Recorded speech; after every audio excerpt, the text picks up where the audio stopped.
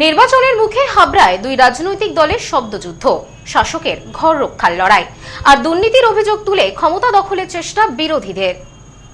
29 এপ্রিলের বিধানসভা নির্বাচনকে কেন্দ্র করে হাবড়ার রাজনৈতিক পারদ এখন তুঙ্গে। প্রচারের ময়দানে সম্মুখ সমরে নেমেছে শাসক ও বিরোধী শিবির। বৃহস্পতিবার হাবড়া জিরাট রোডের সোনালী সংঘের মাঠে তৃণমূলের শ্রমিক সংগঠন আইএনটিটিউসির একটি কর্মী সভাকে কেন্দ্র করে সেই উত্তাপ আরও কয়েক গুণ বেড়ে গেল। তৃণমূল প্রার্থী জ্যোতিপ্রিয় মল্লিকের উপস্থিতিতে ওই সভায় বিরোধীদের তীব্র আক্রমণ করেন হাবড়া পৌরসভার চেয়ারম্যান নারায়ণ সাহা। অন্যদিকে সেই আক্রমণের পাল্টা জবাব দিতে ছাড়েননি বিজেপি প্রার্থী দেবদাস মণ্ডল। তৃণমূলের এই কর্মী সভায় নারায়ণ সাহা তার ভাষণে বিরোধীদের ব্যক্তিগত রুচি, সাজ পোশাক নিয়ে কটাক্ষ করার পাশাপাশি প্রচ্ছন্ন হুঁশিয়ারিও দেন।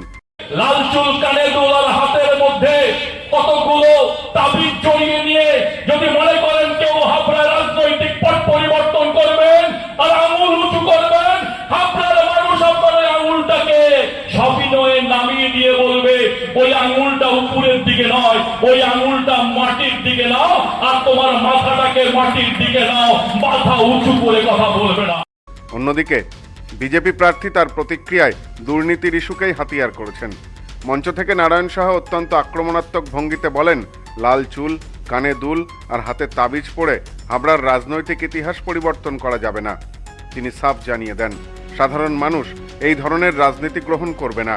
বিরোধীদের সতর্ক করে তিনি বলেন, কেউ আঙুল তুলে কথা বলতে এলে হাবড়ার মানুষই সেই আঙুল নামিয়ে দেওয়ার ক্ষমতা রাখে। একজন প্রার্থী, একজন আইনজীবী, আইনের পাশ করা ছাত্র এবং তার প্রায় 50 বছর রাজনৈতিক জীবন, রাজ্যের প্রাক্তন মন্ত্রী, তাকে যদি কেউ নাম ধরে বলেন এবং আঙুল উঁচু করে বলেন, হাবড়ার মানুষ সেই আঙুলটা নামিয়ে দেবে। আমি সেটাই বলতে চেয়েছি। মঞ্চে চেয়ারম্যানের এই মন্তব্যের প্রেক্ষিতে বিজেপি প্রার্থী দেবদাস মণ্ডল কড়া প্রতিক্রিয়া জানিয়ে বলেন, নারায়ণ সাহার বিরুদ্ধে ওঠা দুর্নীতির খতিয়ান তিনি খুব শীঘ্রই জনসমক্ষে আনবেন। তিনি সরাসরি কটাক্ষ করে বলেন, আগামী দিনে মাইক বাজিয়ে পাড়ায় পাড়ায় প্রচার করা হবে যে চেয়ারম্যান কি দুর্নীতি করেছেন।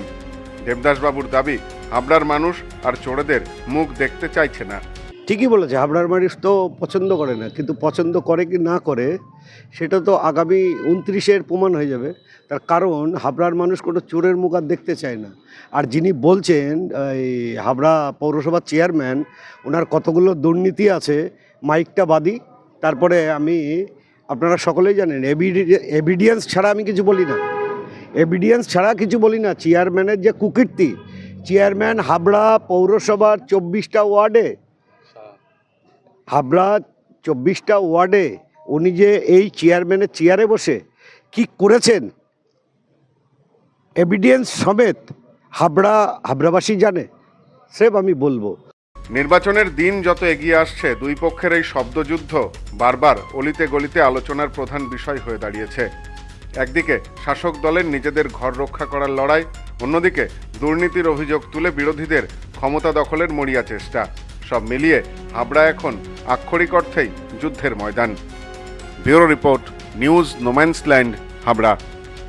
নিউ মায়ের আশীর্বাদ guest house and community hall সম্পূর্ণ শীততাপ নিয়ন্ত্রিত।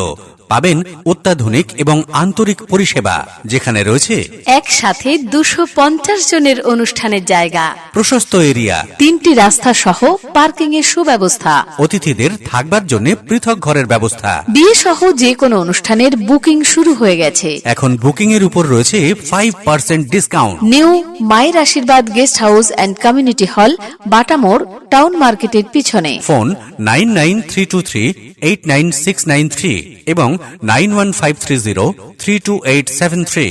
আপনার আভিজাত্য নিউ মায়ের আশীর্বাদ guest house and community hall.